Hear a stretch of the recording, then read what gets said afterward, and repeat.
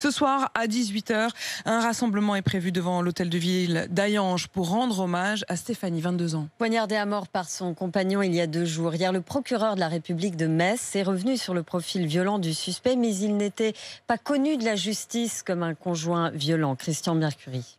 Je ne pense pas qu'à l'heure actuelle, en l'état, on puisse parler d'un dysfonctionnement des services judiciaires dans cette affaire. Il n'y avait aucun élément relatif à des violences conjugales qui avait été porté à la connaissance des autorités judiciaires. Par contre, quelques vérifications qui viennent d'être faites montrent qu'il y a eu plusieurs interventions de police secours au domicile conjugal.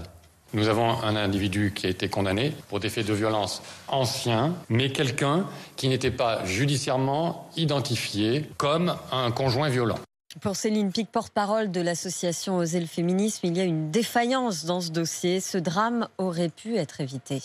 Il y a un problème de coordination entre police et justice et surtout un problème d'évaluation du danger. Plusieurs fois, la police s'est déplacée. La victime elle-même s'est déplacée 2 fois au commissariat. Il y a eu effectivement une prise de plainte, mais la prise de plainte n'a abouti à rien.